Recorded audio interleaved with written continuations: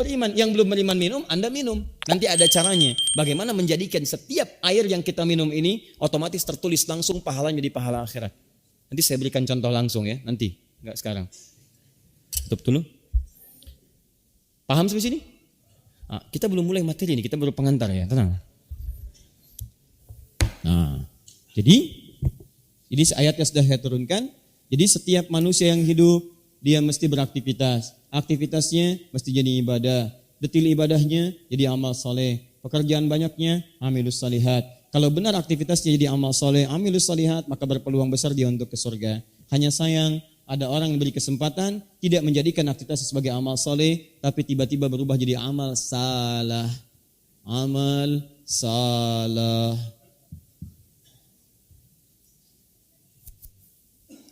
Nah, pertanyaannya, tahan, contoh dulu, contoh. Adzan, Allahu Akbar, Allahu Akbar. Kesempatan amal soleh.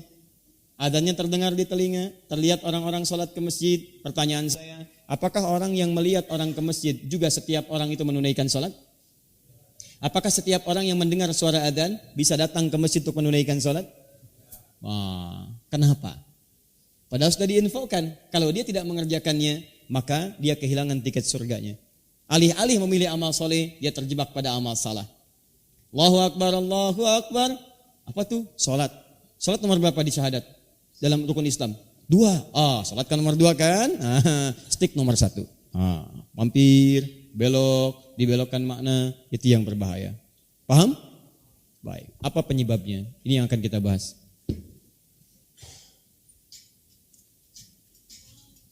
Tahan. Nanti banyak kalau kita mau uraikan lebih jauh jenis-jenis amal salah. Dalam rumah tangga, nikah amal soleh bukan? Amal soleh.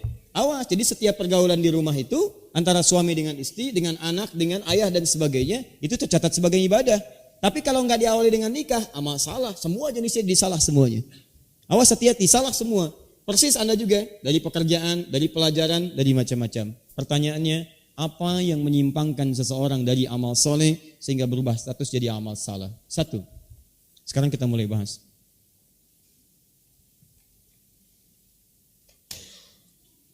Saya langsung ke sini. Yang ini sudah saya uraikan secara cepat tadi.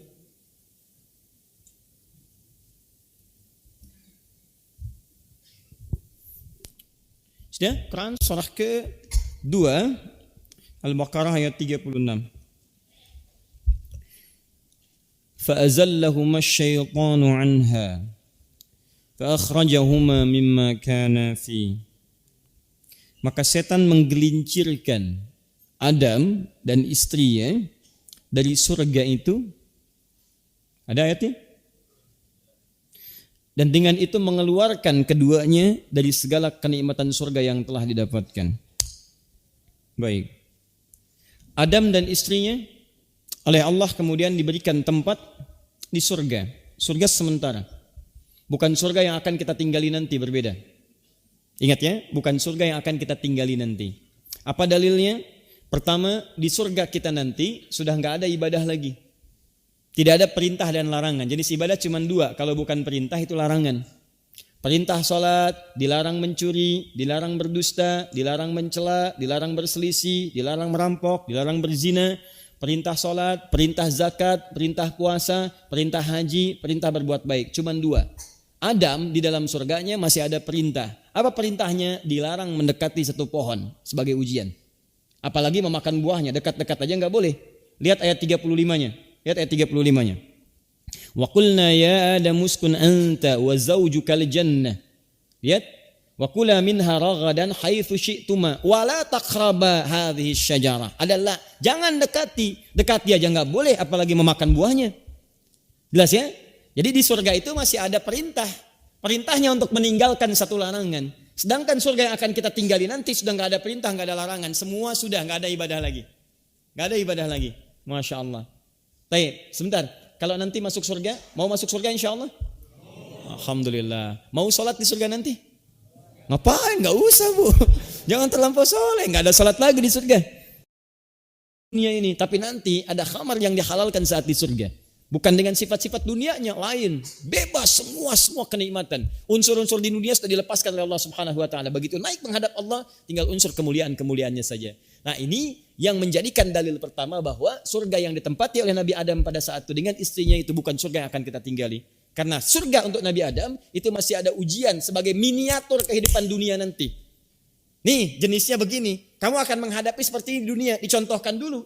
Ya, mudah bagi Allah nanti untuk menahan Adam. Adam jangan makan tuh, gampang. Karena setiap Nabi diberi petunjuk.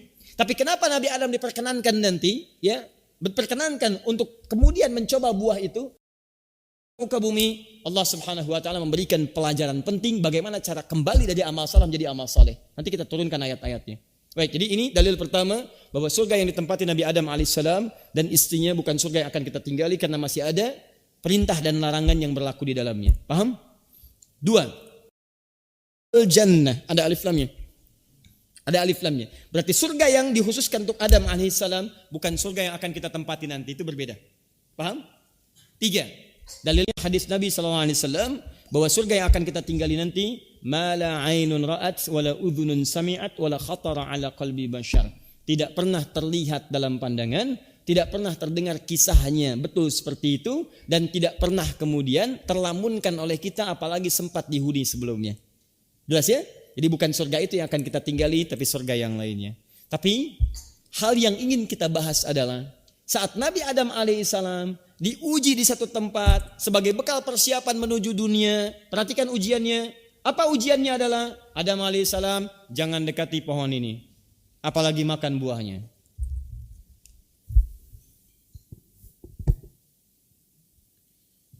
Adam manusia bukan? Manusia, ketika Adam diciptakan sebagai manusia, tugasnya Allah tugaskan sebagai khalifah. Di mana jadi khalifahnya? Di bumi. Apa dalilnya? Quran surah kedua Al-Baqarah ayat 30. Quran surah kedua ayat 30.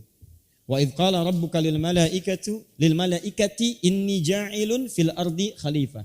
Ketika Allah infokkan Rabbu kepada malaikat, saya akan ciptakan seorang khalifah di bumi. Maka Adam kemudian diciptakan, tugasnya untuk ke bumi jadi khalifah. Sebelum turun ke bumi, Allah tempatkan dulu di satu tempat yang penuh dengan kenikmatan. Ya, Al-Jannah namanya, surga sementara. Nih. Surga ini bukan surga yang akan kita tempati. Dalilnya Quran surah kedua ayat 35 ini. Kenapa? Karena di sini masih ada perintah dan larangan. Perintah dan larangan. Tahan.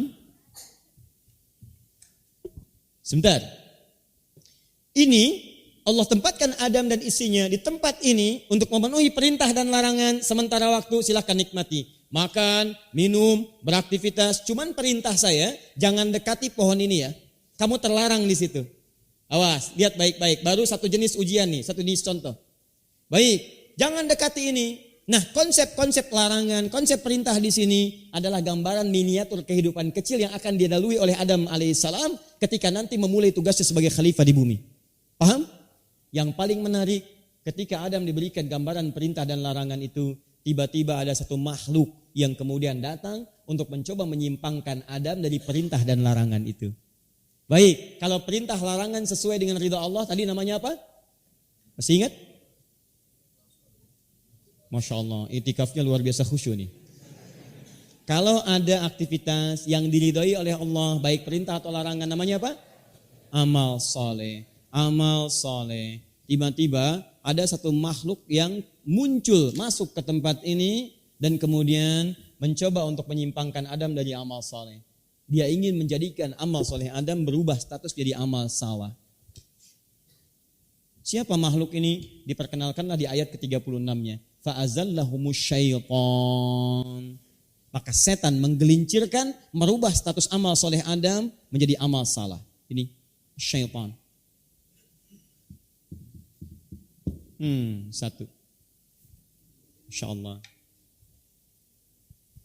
Udah langsung tuh dikasih bocoran oleh Allah rahasianya. Nih, yang berpotensi menjadikan amal soleh jadi amal salah, makhluk pertama namanya setan. Ya? Nah, ini juga dalil selanjutnya bahwa surga yang akan kita tempati bukan surga yang pernah Nabi Adam tempati.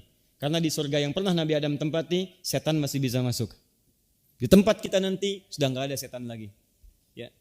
Tinggal kita liatin aja, rasain loh. Rasain kamu yang goda saya. Nih saya di surga. Besok kita gituin tuh. Sekarang dia goda kita, besok-besok kita liatin setan tuh gitu ya. Udah? Tahan. Tapi jangan sampai juga Anda nanti kenal oleh dia. Awas hati-hati. Teman saya, sini, cik. Repot Anda. Karena itu kita kenali dia malam ini. Supaya kalau kita kenal, kita bisa hindari dia di sini. Dan kita laknat saat di akhirat nanti. Sebagaimana Allah melaknatnya. Taib. Paham sampai sini? Sekarang pertanyaannya, siapa itu setan? Awas, tahan. Setan ini berbahaya. Karena ketika Adam digelincirkan alaihissalam dari surganya, kalau tergelincir itu jatuh atau naik? Jatuh. Sekarang tidak ada orang tergelincir naik ke atas.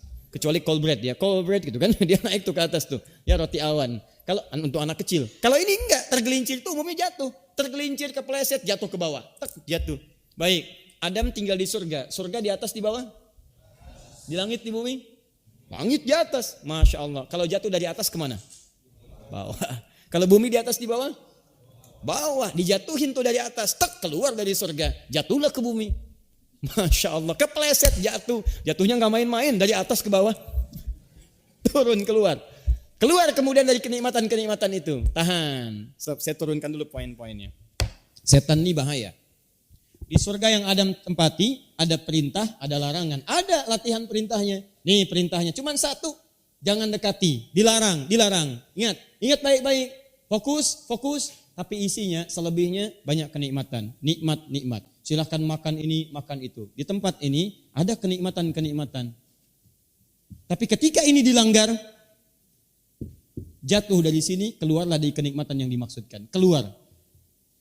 Lawan dari nikmat itu tidak nikmat, nestapa. Artinya, perhatikan, dahsyatnya setan ini bukan hanya menggelincirkan kita dari amal soleh, berubah status dari amal salah, tapi bisa mengeluarkan segala kenikmatan hidup yang kita rasakan menjadi segala hal yang nestapa dalam pandangan kehidupan. Hati-hati, setan bisa mengeluarkan hidup nikmat kita menjadi kehidupan yang sengsara.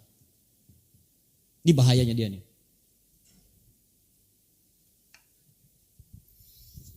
Allahu Akbar. Sudah? Tahan, pelan-pelan. Tahan. Adam sudah turun ke bumi. Yang menariknya, dia pengen ikut ke bumi. Awas, Allah ajarkan kalimat tobat kepada Adam sebagai bimbingan nanti kepada anak cucunya. Sekali lagi, mudah bagi Allah menahan Adam untuk tidak makan pohon itu. Adam gak usah dimakan. Kasihkan gambaran. Adam jangan, itu dilarang. Ingat ya, ingat.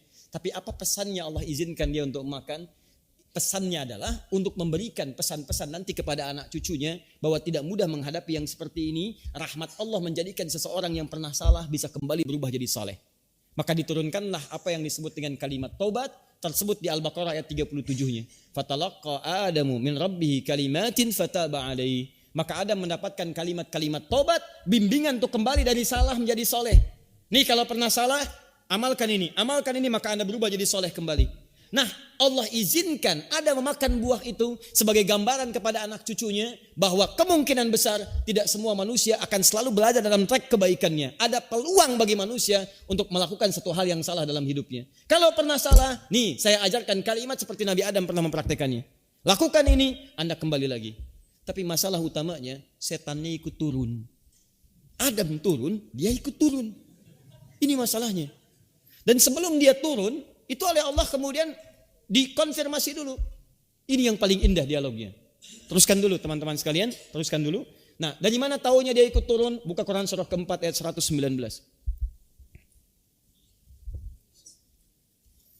Sekarang surah An-Nisa ayat 119, paling kanan sebelah bawah. Wala udhillannahum wala umanniyannahum. Ada? Ya Allah berikan saya kesempatan untuk turun, untuk menggoda anak cucu Adam. Ya Allah, Adam mau kemana? Ke bumi turun. Saya pun pengen ikut turun. Masya Allah. Dan saya akan buktikan nanti. Saya akan goda anak cucu Adam. Saya akan sesatkan mereka. Saya akan buat mereka berangan-angan. Intinya sesat, menyimpangkan dari track yang benar. Saya tersesat, Anda keluar jalan. Bis itu tersesat, bis itu keluar dari tracknya. Kereta itu tersesat, dia keluar dari relnya.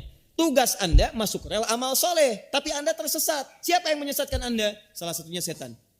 Tugas kita membuat rencana yang pasti, bukan banyak berhayal. Tiba-tiba dihayalkan aja, Masya Allah. Kalau sekarang saya ada di Mekah ya, terus haji. Padahal musim haji aja belum.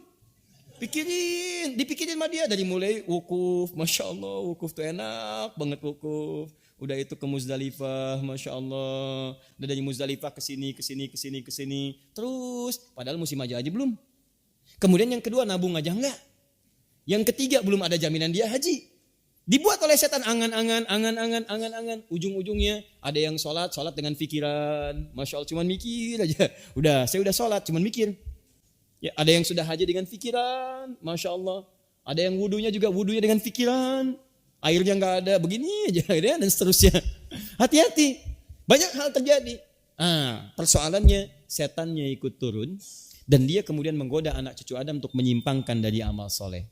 Hati-hati, berubah status jadi amal salah. Itu dahsyat. Setiap kita mengaji di sini, dan ada sesuatu yang dahsyat, kita pun akan diingatkan oleh alarm yang berbunyi 12 kali. Hati-hati. Siapa itu setan? Jangan lihat ke sana, itu bukan, dia mau keluar ya. Dia mau wudu. Baik. Siapa itu setan? Buka Quran surah 2 ayat 34, kita turunkan. Kita kenali dulu ya. Kita sekarang di mana? Di Masjid Al-Ihsan. Ya. Di bumi bukan? Bumi. Awas, hati-hati. Karena setannya nanti turun ikut ke bumi, berarti setiap tempat yang akan kita pijak berpeluang ada dia di situ. Jangan dikira di masjid tidak ada setan. Bahkan nanti di masjid juga ada setan. Dan yang pertama kali digoda di masjid itu bukan jamaahnya, tapi DKM masjid. Betul. Mana DKM tuh? Jangan dekat-dekat DKM, banyak setan di situ. Bisa. Tidak, hati-hati. Betul, nanti saya kasih tahu Anda. Baik, Anda dari sini pulang kemana? Pulang ke rumah misalnya, selesai intikaf pulang ke rumah. Apakah di rumah ada setan? Tuh, Anda sendiri sudah tahu ada setan di rumah. Hati-hati. Tapi apakah setiap penghuni rumah tahu apa aktivitas setan di rumahnya? Hati-hati. Pernah di rumah tiba-tiba Anda mengalami angan-angan, menghayal. Pernah di rumah Anda mengalami takut. Pernah di rumah tiba-tiba Anda melamun sesuatu dan seterusnya yang membuat Anda lalai mengerjakan aktivitas. Hati-hati. Baik, Bapak kalau kerja di mana? Di kantor, di perusahaan, di macam-macam. Ada setannya di situ? Ada. Amal soleh berbuat jujur, amal salah bohong. Berapa banyak pegawai kemudian berbuat yang dusta, menulis angka-angka yang bohong. Korupsi itu bagian dari kebohongan. Itu pekerjaan setan. Hati-hati. Banyak hal yang ternyata setan turun di dalamnya. Pertanyaan pertama, siapa itu setan? Baik. Naikkan ke atas Quran surah 2 ayat 34. Wa idh qulna lil malaikati isjudu li adama fasajadu illa iblis aba wastakbara wa kana minal kafirin. Baik. Saya agak cepat ya membahas yang ini. Saya agak cepat sekali. Saat kami firmankan kepada seluruh malaikat untuk sujud menghormati Adam. Sujud ini atas perintah Allah, bukan karena sujudnya tapi karena perintahnya. Kalau Allah enggak perintahkan, enggak akan mungkin kita sujud. Kalau Allah enggak perintahkan, enggak akan mungkin malaikat sujud. Kalau Allah enggak perintahkan lewat lisan Nabi untuk mencium Hajar Aswad, untuk apa dicium batu? Kalau Allah enggak perintahkan menghadap kiblat, untuk apa menghadap ke arah Ka'bah? Itu cuma batu. Cuman karena perintah Allah kita kerjakan. Kalau enggak perintahkan, kita enggak akan kerjakan. Maka malaikat diperintahkan, hormati Adam atas perintah saya. Semua hormat, kecuali iblis. Iblis dia tidak hormat, dia sombong. Aba, enggan dia sujud, wastakbar, dia sombong. Wa kana minal kafirin, dia terhalang nilai-nilai kebaikan oleh sikap dia pribadi. Baik, siapa itu iblis? Siapa iblis? Karena yang diperintahkan sujud itu malaikat, kok tiba-tiba ada iblis? Teman-teman sekalian, lihat baik-baik ya, saya agak cepat menguraikan yang ini. Saat malaikat itu diciptakan, setelah malaikat ada jin. Setelah jin baru manusia. Di manusia itu urutan nomor 3 penciptaan yang disampaikan dalam Al-Quran. Pertama malaikat, kedua jin, 3 manusia. Dari mana taunya manusia diciptakan setelah jin? Buka Quran surah ke-15 ayat 27. Wal janna khalaqnahu min qablu min naris samum. Jin, para jin itu kami ciptakan sebelum manusia dari bahan yang beda, materi yang tidak serupa, dari api yang menyala-nyala. Ada jin, ada jun. Jun diciptakan itu setelah jin, ya. Jadi jin duluan, baru kemudian jun. Paham? Baik. Nah, jin ini diciptakan sebelum manusia.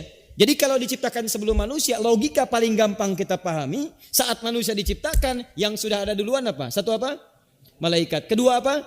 Jin. Nah, saat manusia diciptakan, diberitahu fungsinya sebagai khalifah, yang ditunjuk bukan manusia, maka kalangan malaikat dan jin diminta untuk hormat kepada Adam atas perintah Allah Subhanahu wa taala. Hanya bahasa Qur'annya menggunakan metode yang disebut dalam ilmu balaghah, dzikrul ba'di yuradu bihil kullu. Disebutkan sebagian, tapi yang dimaksudkan keseluruhan. Dalam tata bahasa Indonesia ada grammarnya disebut dengan sinekdok pas prototo. Lawannya sinekdok totem pro parte. Kalau sinekdok totem pro parte disebutkan semuanya, tapi yang dimaksudkan sebagiannya. Contoh, Indonesia mengalahkan Malaysia dalam pertandingan bulu tangkis itu. Apakah semua orang Indonesia main bulu tangkis? Tidak, tapi yang dimaksud barangkali Kevin Sanjaya dengan kawannya itu. Misalkan, atau yang dimaksud sipulan-sipulan lawan tim dari Malaysia. Enggak semua orang Indonesia lawan orang Malaysia. Itu yang dimaksud dengan sinekdok totem pro parte. Tapi sebaliknya disebut sinekdok pros prototo. Disebutkan sebagian mewakili keseluruhannya. Contoh, Quran surah kedua ayat 168.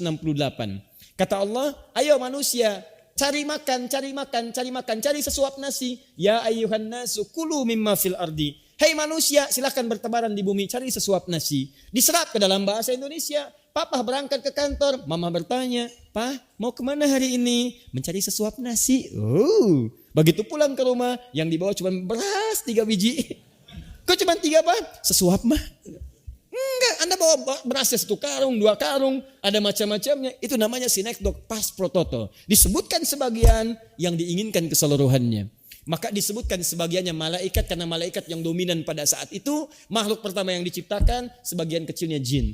Maka ketika disebutkan wa idz qulna lil malaika, kami firmankan pada semua malaikat termasuk jin yang ada di dalamnya. Sujud hormat kepada Adam. Fasajadu, semua hormat illa iblis, kecuali iblis. Nah, kan yang hormat malaikat, yang hormat jin. Iblis ini siapa? Dia makhluk ketiga tuh. Siapa orang ini? Awas tuh. Selalu itu, makhluk ketiga selalu membuat rumah tangga menjadi semakin tidak nyaman. Sama. Dalam kehidupan alam akhirat dulu juga, makhluk ketiga ini yang berbahaya nih. Malaikat ada, jin ada. Iblis siapa? Bukan yang itu. Bukan. Dia berdiri untuk meluruskan sesuatu. Nah, siapakah iblis ini? Diterangkanlah kemudian di Quran surah 18 ayat ke-50. Paling kanan pertengahan pada mushafnya. Turunkan, ini sudah saya tuliskan. Lihat, awal ayatnya sama tuh, sama persis. Yang Al-Baqarah 34 wa idz qulna lil malaika, yang Al-Kahf ayat ke-50 wa idz qulna lil malaika, sama persis. Wa idz qulna lil malaikati isjudu li Adam fasajadu illa iblis. Kalau di Al-Baqarah 34 disebutkan kisah awalnya enggak mau sujud, di sini dirinci kemudian. Wah, indah ya kisah Quran itu. Kalau Anda lihat misalnya semacam tidak ada yang serupa dengan ini ya. Ini contoh gambaran saja. Kalau teman-teman misalnya lihat film dokumenter, film macam-macam, langsung kepada inti filmnya atau ada gambaran sketsa dulu. Biasanya kan ada gambaran dulu ya. Saya aja kalau dipotong-potong di YouTube tuh, ya kan nggak langsung ke inti masalahnya.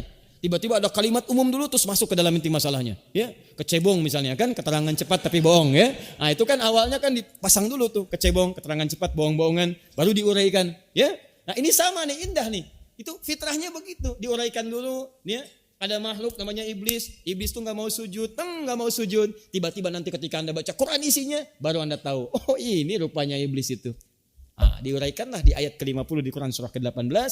Illa iblis, kecuali iblis. Siapa iblis itu? Kana minal jin. Fafasaqa an amri rabbi.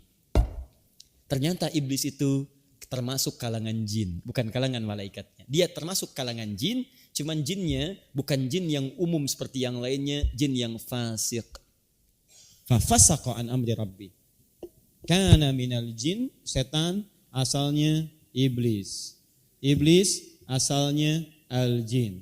Bukan jin biasa, jin yang fafasaqa. Pada saat itu berbuat fasik, fasak.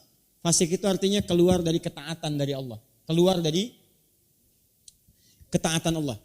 Jadi enggak taat sama Allah. Disuruh mengerjakan, dia berpaling. Dilarang, dia mengerjakan. Diperintah, dia malah berpaling. Fasak namanya. Orangnya makhluknya disebut dengan fasik. Tahan.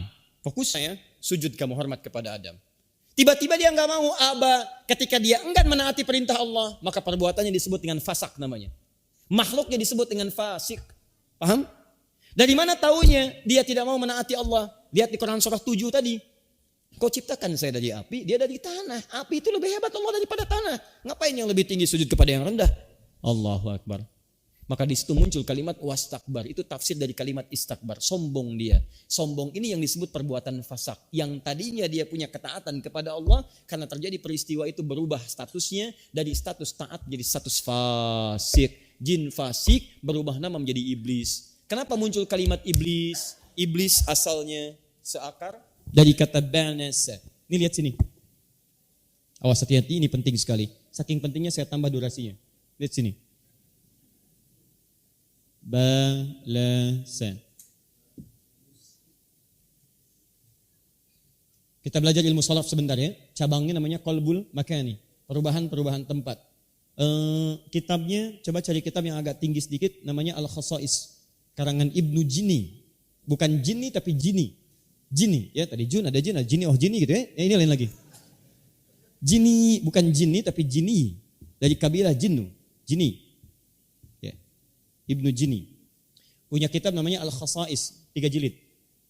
Di kitab itu diterangkan korelasi setiap huruf dalam bahasa Arab, walaupun dirobah-robah di otak-atik hurufnya itu ada maknanya. Misal, ba, lam, sin. Sin. Sekarang lamnya kita kedepankan. La, ba dengan sin. La bisa, lam, ba, sin. Sama nih. Ini banasa. Dua-duanya punya arti menutup. Tapi bedanya, awas hati-hati. Kalau lamnya di depan, lam, ba, sin, itu artinya menutup sesuatu yang kotor, yang tidak ingin tampak. Sesuatu yang aib kalau tampak, maka ditutup. Maka lamnya dikedepankan, la bisa, la bisa. Pakaian ini disebut dengan libas, libasun, lam, ba, sin, libasun, la bisa. Kenapa? Karena pakaian ini menutup aurat kita yang tidak harus tampil keluar. Kalau terbuka aib, makanya kalau ada orang misalnya di luar tidak berpakaian dan sebagainya aib. Manusia, sepanjang manusia aib. Aib. Karena ada nilai kebaikan dalam pakaian itu tutup auratnya. Sepanjang manusia, beda. Allah bedakan manusia dengan hewan, langsung ditampilkan. Kalau manusia yang kurang bagus, tutup. Kalau hewan, terbuka. Makanya semua yang hewan itu yang terbukanya, itulah tampilannya. Kalau pakai pakaian berubah jadi aib. Aneh, jadi gunjingan. Gak percaya silahkan. Bapak Ibu nanti pas kambing, pas Idul Adha nih ya, 2 bulan lagi. Kan ada Idul Adha tuh insya Allah. Kambing Anda khusus, pakaiin celana. Kalau bisa sama jas sekalian, pakai dasi. Itu begitu Anda bawa, kambing Anda dibawa. Masya Allah. Orang tanya, Pak ngapain pakai itu, pakai jas segala. Ini lain, ini direkturnya. Masya Allah. Gak bisa jadi tertawaan orang. Ya, kambing direktur, maju sembeli juga. Jadi tertawaan. Sebaliknya Anda, kalau Anda jalan-jalan aktivitas dalam kehidupan, melepas pakaian Anda, maka aib dalam kehidupan. Makanya saya sarankan sepanjang jadi manusia, jangan berlomba-lomba deh melepas pakaian. Ya, jangan berlomba-lomba dengan binatang, gak akan menang Anda. Gak akan menang. Itu silahkan tuh kuda, delman, jalan-jalan kota Bekasi, gak pakai pakaian, santai aja. Ketawa depan Anda. Dia mah biasa aja. Anda mau cobain seperti itu, Anda gak ada kerjaan. Gak ada kerjaan Anda. Kembalikan ke sini. Ya, jadi sudah kalau kata Allah tutup, tutup. Binatang yang dibuka, tutup aurat, tutup. Kenapa? Libas, ini menutup sesuatu yang tidak mau tampak. Tapi kalau yang kotor menutup yang baik, maka berubah kalimat jadi balasa. Kotor. Pakaian kotor, nutup yang baik. Ini kalau Anda pakai pakaian yang kotor, enak gak? Tidak enak. Maka ada orang-orang, ada makhluk yang sebelumnya punya aktivitas baik. Dia taat kepada Allah, dekat dengan Allah. Tiba-tiba satu kali tertutupi oleh kotoran-kotoran dalam hidupnya. Tertutup oleh sifat kotor. Apa sifat kotor itu? Sombong. Apa sifat kotor itu? Ujub. Sifat kotor itu merasa hebat. Balasa yang kotor menutup yang baik. Nah, makhluk yang tertutupnya itu berubah nama menjadi iblis. Iblis yang tertutup oleh sifat-sifat yang kotor. Jin ini tadinya taat, cuman karena sombong hilang ketaatannya, di cover, ditutup oleh sifat-sifat buruk dalam dirinya. Maka disebut oleh Allah pada saat itu bukan jin lagi, kamu iblis, kamu sedang tertutup oleh sifat-sifat buruk. Paham? Nah, sekarang pertanyaan saya, ini kejadian berlangsung di dunia, di bumi atau di akhirat, di langit? Di langit. Pertanyaan saya, berapa perbedaan waktu di langit dengan di bumi? Gini ya, kita ini udah mau menjelang lewat jam 12. Terus udah lewat bahkan. Kalau tidak tahu, cukup katakan wallahu a'lam. Gampang. Anda kebanyakan berpikir sampai sahur nanti kita. Baik. Berapa beda waktu antara di langit dengan di bumi? Allahu a'lam. Buka Quran surah 32 ayat 11. Kita pakai Quran lagi. Fi yaumin kana miqdaruhu alfa sanatin mimma ta'uddun. Ya, bedanya sedikitnya 1000 tahun dari hitungan kita. Itu menunjukkan jaraknya cukup panjang. Anda terbang ke Kanada aja bedanya 12 jam. Anda dari sini ke Kanada nyusul hari kemarin tuh. Dari Kanada ke sini nyusul hari besok. Ngejar besok tuh dari Kanada ke sini. Dari sini ke Kanada nyusul kemarin, terbang ke waktu kemarin. Masya Allah. Ya dari sana ke sini terbang ke waktu besok. Itu cuma beda 12 jam. Diukur berapa jaraknya? Sekian mile. Tapi ke langit jauh lagi. Jaraknya bisa 1000 tahun. Jadi pekerjaan yang kita kerjakan sekarang, 1000 tahun sekarang, itu sudah dikerjakan 1000 tahun yang lalu. Jedanya 1000. Jadi kalau ada amalan di akhirat, mengerjakan satu amalan, nilainya sama dengan amalan 1000 tahun di bumi. Malaikat zikir nih, ada malaikat zikir, malaikat takbir. Ada malaikat tasbih, ada malaikat tahmid. Malaikat tasbih dan tahmid di Quran surah kedua ayat 30. Wa nahnu nusabbihu bihamdika wa nuqaddisu lak. Kami bertasbih ya Allah. Kami bertahmid, subhanallah, subhanallah. Kerjaannya subhanallah aja. Itu sekali subhanallah, subhanallah itu sama dengan 1000 tahun kita di sini. Subhanallah, subhanallah, subhanallah. Ada yang 1000 tahun subhanallah terus? Itu malaikat di atas, subhanallah. Sekali subhanallah 1000 tahun dengan di bumi. Jin yang ini karena dia tinggal di atas sebelum dia turun ke bumi, ketika dia tinggal di atas dia taat kepada Allah sebelum diciptakan Adam alaihissalam. Taat. Amalannya sekali beramal 1000 tahun nilainya. Jadi kalau dia sholat di akhirat itu, sholat dia di langit, itu sama dengan sekali sholat nilainya 1000 kali sholat kita di sini. Tapi catat baik-baik kalimat ini. Catat baik-baik. Ketika dia menyimpang dari ketentuan Allah, sombong dia pada saat itu, sombong, maka Allah gugurkan semua nilainya. Gak ada nilainya. Karena nilainya kamu iblis. Kamu tutup oleh seperti ini. Dan hebatnya iblis ini, diberi contoh oleh Allah kepada Adam. Tobat. Adam salah, Adam tobat. Ini karena saking sombongnya. Sombongnya lebih menutup lagi. Kalau sudah tertutup dengan kesombongan, maka taubat pun terhalang dalam dirinya. Diberi peluang. Nih Adam tobat nih. Begitu tobat diampuni. Iblis punya peluang.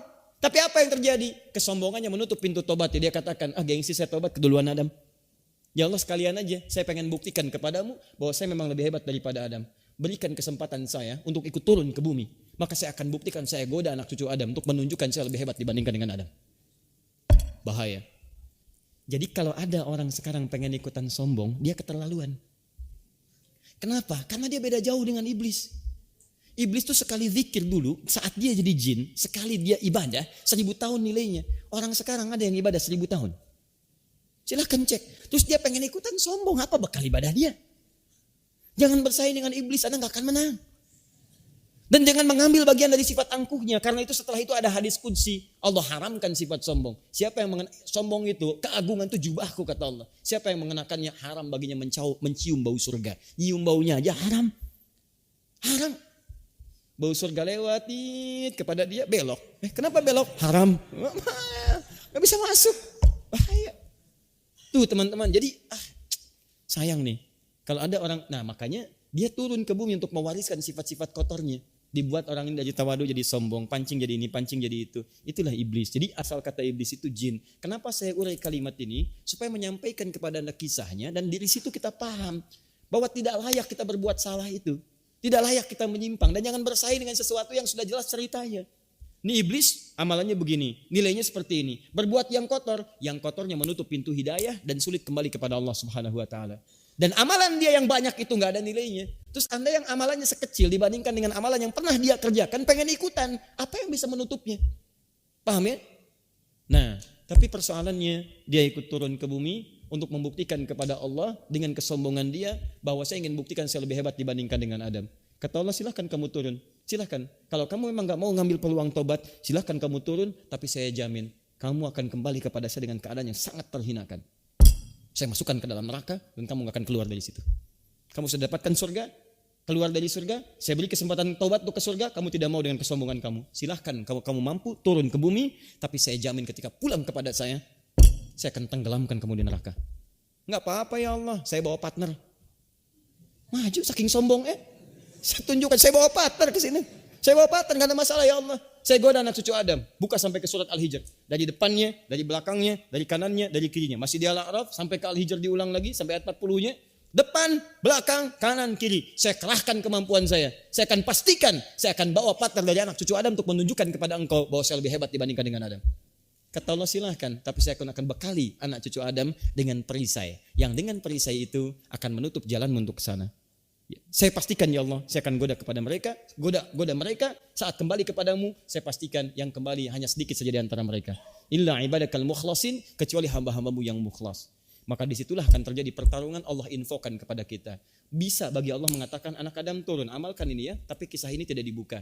Tapi kenapa Allah terangkan kisah iblis, kisah setan, bahkan sekarang terinci dalam Al-Quran, dirinci di hadis Nabi, sebagai rahmat Allah kepada kita untuk memberikan benteng. Nih kamu punya musuh, hati-hati ya. Kalau Allah mau, ditutup tuh kisah iblis. Tapi dibuka oleh Allah untuk menerangkan pada kita, nih dia nih, ini. Nanti dia akan turun ke bumi. Caranya begini turunnya. Kamu halangi ya, kalau dia datang, kenali dia, ciri-cirinya begini. Paham? Maka kasih sayang Allah menjelaskanlah kepada kita, begitu iblis berubah status jadi iblis, dia belum menggoda Adam. Dia masih sombong. Tapi saat iblis ini mulai menggoda Adam, maka berubah nama dari iblis jadi setan. Setan itu bukan makhluk. Bukan makhluk tapi sifat. Sifat. Makhluknya jin. Awas, berubah nama jadi iblis dengan sifat kotornya. Dia belum menggoda, baru sombong.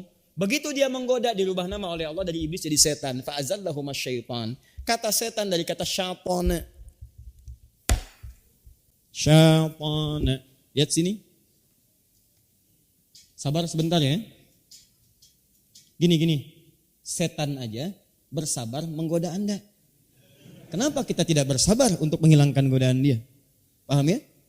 Nah, jadi kalau Anda sudah dibuat berpaling, Ustaz Adi, abayan aja, mendingan tidur. Lah, tidak, misalnya itu dia udah bermain tuh, udah bermain. Kita sedang membahas dia sedang menyerang kita saat ini. Enggak, saya penting uraikan ini karena wajah-wajah Anda sudah mulai terlihat itu ya. Masya Allah. Tapi Masya Allah yang sebelah sana itu semakin bercahaya wajahnya. Kena lampu dari atas. Nah, lihat sini. Syaitan dari kata syaitan. Syaitan. Asalnya bermakna segala yang menjauhkan dari hal-hal baik. Yang menjauhkan dari hal-hal baik. Jadi semua yang baik, yang mendekatkan kepada Allah Subhanahu wa ta'ala, dijauhkan.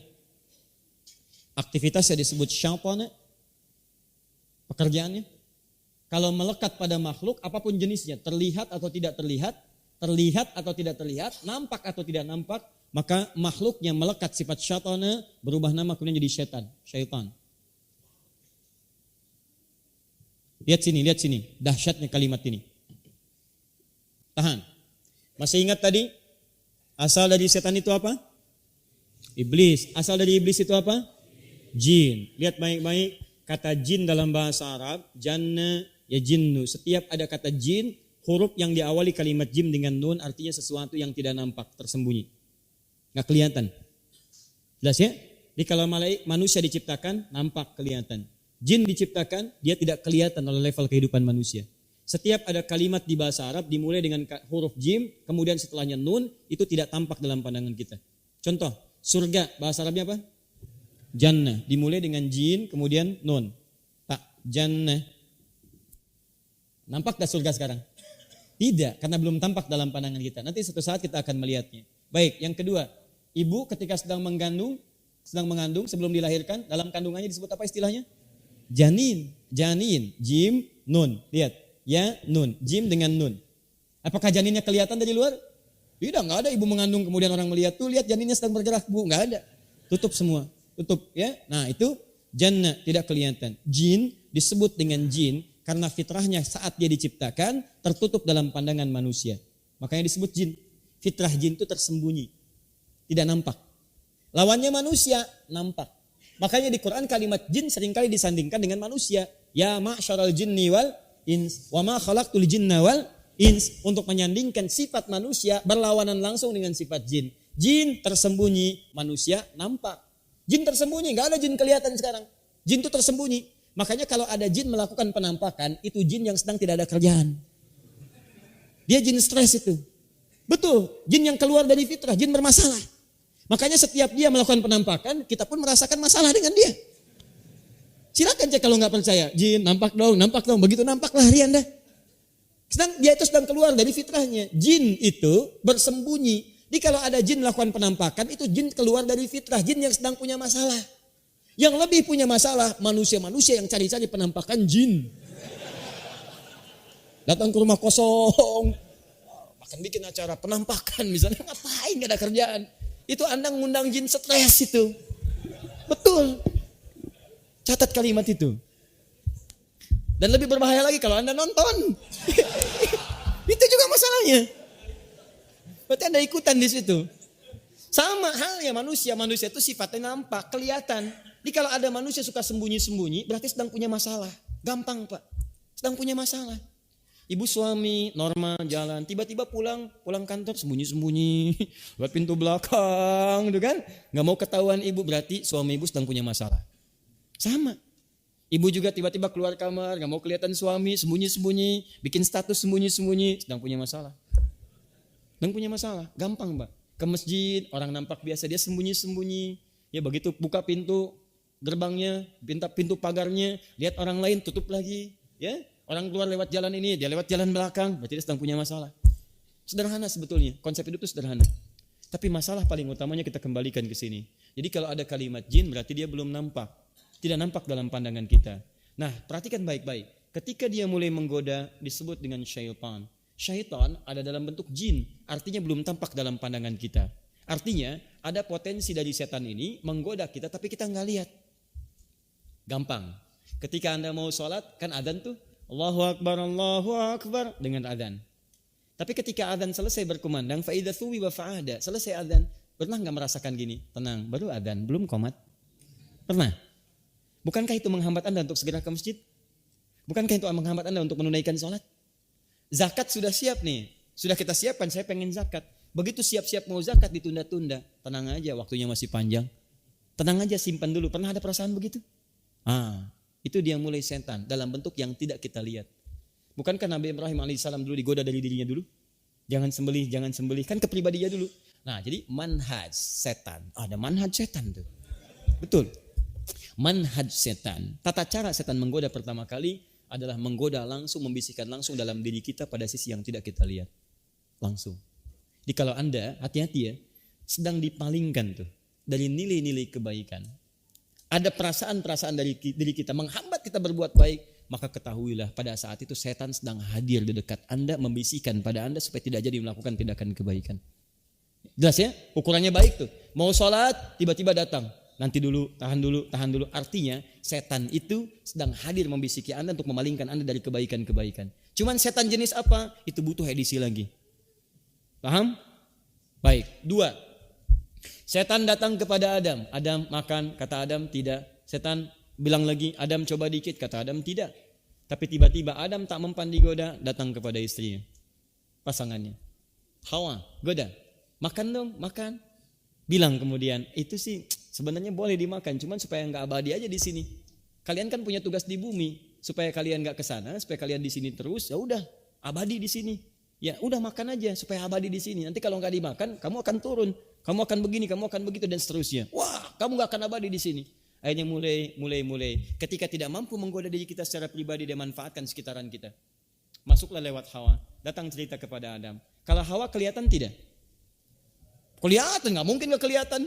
Saya istrimu, kamu di mana? Ini di depan saya, kamu di mana? Nggak, nampak dia. Kalau tidak kelihatan jin namanya. Ya nampak, makanya nampak ada di depannya.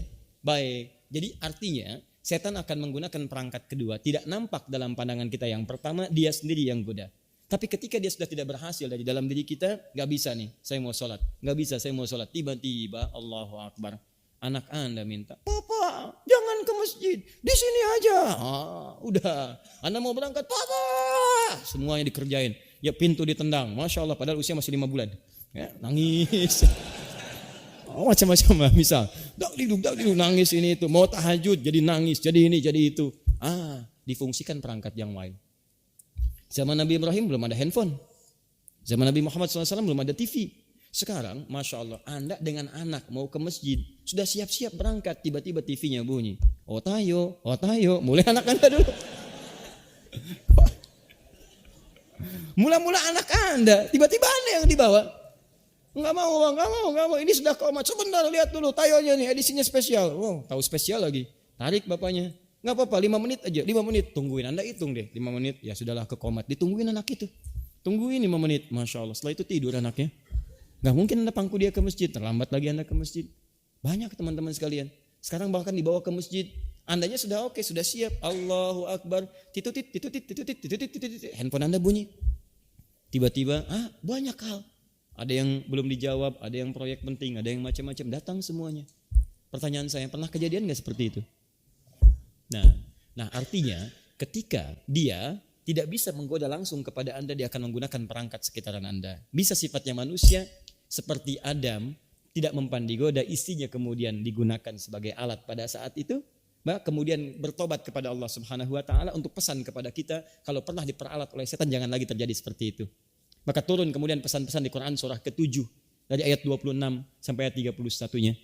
Ya bani Adam la yaftinannakumus syaitan. Awas kama akhraja abawaikum minal jannah. Begitu diturunkan ke bumi tadi saya katakan, Adam diperkenankan. Ya awas hati-hati, makan buah itu bukan berarti Adam tidak punya peluang untuk kemudian dijaga oleh Allah, tapi untuk pesan kepada anak cucunya. Begitu turun ke bumi sudah bertobat, turunlah kalimat, hei anak cucu Adam, jangan sampai kalian digoda oleh setan seperti bapak nenek moyang kalian dulu pernah tergoda seperti itu. Maka kalau kita merasa bisa menahannya, hati-hati dengan lingkungan sekitaran kita, karena dia bisa masuk kepada pasangan Anda. Ibu lewat suaminya, suami lewat istrinya, gak mempan keduanya lewat anaknya, gak mempan lewat keluarganya, lewat TV, lewat handphone, lewat macam-macam dan sebagainya. Maka turunlah kalimat di Quran surah ke-114, surah An-Nas.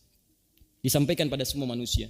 Qul a'udzu birabbin nas, malikin, ilahin, min syarril waswasil khannas. Siapa khannas di situ? Ini setan. Setan. Alladzi yuwaswisu fi sudurin nas. Berikan waswas. Masuk pengaruh. Tapi apa bentuknya? Bentuknya apa? Minal jinnati wan jinnah, jamak dari kata jin. Jinnati, jamak dari kata jin. Nas, jamak dari kata ins. Ins, jamaknya nas. Jadi artinya ada manusia-manusia yang mungkin diperalat oleh setan jadi agen-agen bagi setan tanpa dia sadari. Hati-hati. Tiba-tiba ibu sedang mau tahajud. Allah dari belakang. Mama. Masya Allah. Kenapa Pak? Sini temanin dulu Papa di sini. Kenapa? Ini udah mau awal Piala Dunia nih, Arab Saudi lawan Mesir. Muhammad Salah nih, ya, Muhammad Salah. Papa mau tunjukin. Tapi kan Mama mau tahajud Pak. Tahajud besok-besok lagi. Mama, ketaatan Mama yang pertama kepada Papa. Masya Allah, enak banget dia. Suruh nonton. Begitu Anda mau sholat, disuruh nemani dia nonton, bisa nonton bola. Maka pada saat itu suami ibu sedang menjadi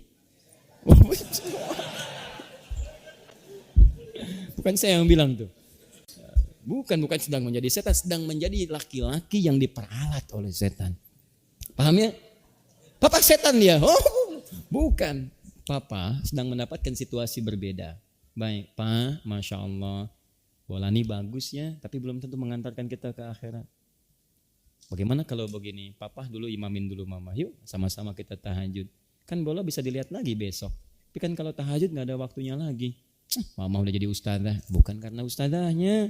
Ustazah tetap Ummu Aisyah, mama tetap yang biasa, ya, Ummu Muhammad dan sebagainya misalnya. Tapi cobalah Pak, kan besok kita bisa lihat lagi. Ya sudah, matiin, sholat, Masya Allah. Awalnya ya sudah, keluhan, setan gak bisa menggoda. Tapi setelah itu Masya Allah, besoknya liatin lagi. Ayo Pak, mana yang semalam mau diliatin sama mama itu?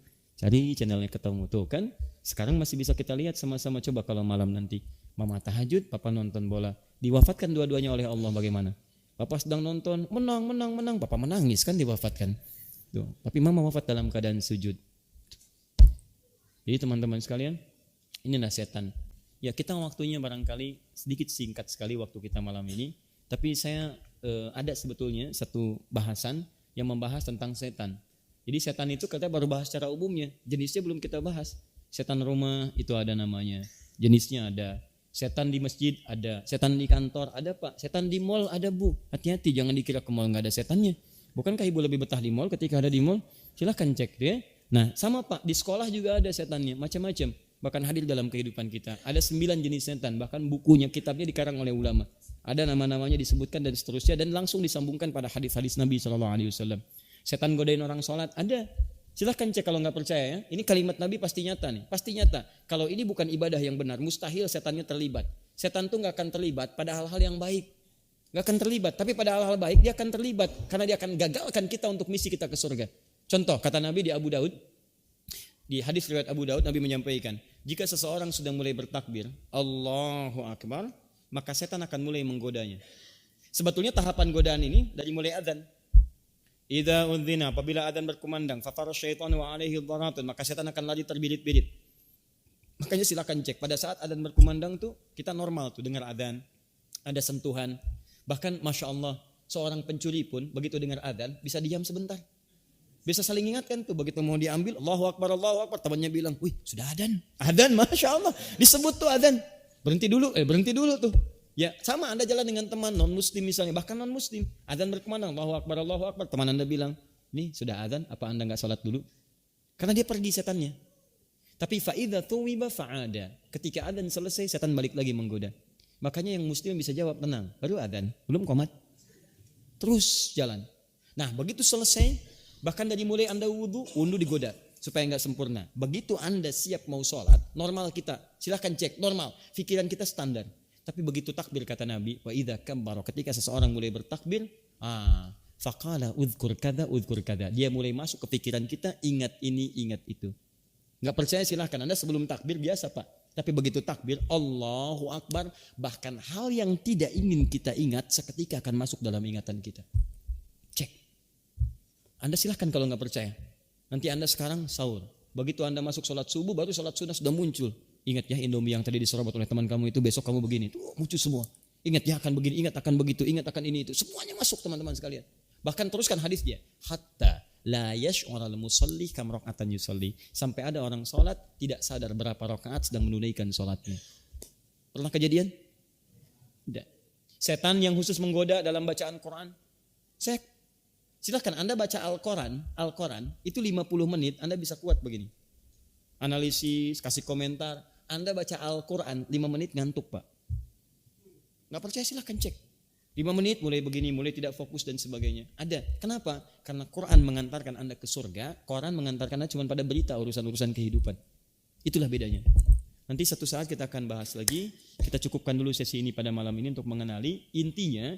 Jika Anda sedang dihambat dalam perbuatan-perbuatan yang mendekatkan Anda kepada Allah, itu artinya ada keterlibatan setan di dalamnya. Bisa pada diri Anda langsung, pada sekitaran kehidupan Anda. Nah, sekarang pertanyaan besarnya, apa yang dimanfaatkan oleh setan saat dia mulai menggoda Anda? Masuknya kemana? Apakah ke telinga? Apakah ke mata? Apakah ke tangan? Ataukah misalnya ke organ-organ tubuh kita yang lain? Ternyata Masya Allah, setan itu hanya masuk kepada satu titik saja. Tapi bahayanya, kalau dia masuk ke titik itu akan menyebar ke seluruh tubuh kita. Titik itulah yang mesti kita jaga. Jaga betul.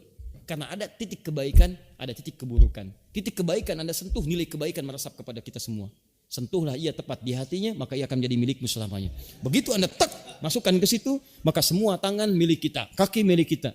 Anda mikirkan apa? Ya mata milik kita, telinga milik kita. Maka ketika jadi milik Anda bisa kendalikan itu semua. Tapi persoalannya, ketika titik lainnya disentuh oleh setan, itu yang berbahaya. Pertanyaannya, titik apa yang disentuh oleh setan itu? Itulah yang kemudian nanti akan kita bahas dan tidak menjadi bahasan pada malam hari ini. Baik ya, kita cukup dulu untuk malam ini supaya kita bisa manfaatkan lebih baik pembahasan kita. Kita berjumpa insya Allah dan insya Allah teman-teman sekalian, lusa itu adalah hari terakhir kita dalam sesi taklim kita, ya, dan insya Allah kita akan teruskan kajiannya supaya simultan topik kita itu, ya, dan malam ke-28 itu malam terakhir kita bertemu dalam bulan Ramadan ini, itu pun kalau Allah masih perkenankan kita hidup dan menjalani aktivitas. Karena itu saya mohon izin kalau mengingatkan pada diri saya pribadi, pada kita semua, alhamdulillah, supaya kita betul-betul maksimal menata diri dengan baik, dan saya pun mohon doa kepada Bapak Ibu sekalian, karena tugas saya tidak mudah. Setiap apa yang saya sampaikan Allah akan ujikan dulu kepada saya. Sama semuanya, begitu saya menyampaikan satu hal, kadang-kadang yang rutin kita sampaikan, biasa hal ringan, itu bisa Allah ujikan kepada saya, supaya saya mempraktekkan apa yang telah saya sampaikan. Mudah, ya. Misal, kita sering baca Quran, baca ayat, bahkan yang mudah-mudah, tapi mudah bagi Allah kalau menanamkan sesuatu. Kemarin Allah tanamkan kepada saya, lupa, di Inna Anzalna di surah Al-Qadar, Ustaz Zaki dikasih lupa di beberapa bagian, yang saya diamkan, saya pun juga diuji. Padahal sorenya saya menyampaikan bagaimana mengatasi sifat lupa dan sebagainya. Supaya Allah tanamkan pada saya, kamu praktekkan enggak? Kan? Tapi sebetulnya kemarin ada yang dahsyat, tapi saya enggak bisa ungkap, tapi saya bermohon mudah-mudahan Allah turunkan Lailatul Qadar dan kemuliaan. Ya, ada yang lainnya ya, tapi baiklah. Jadi makanya kemarin saya sampaikan pada Anda, ya cepat bangun, sampaikan keluarga.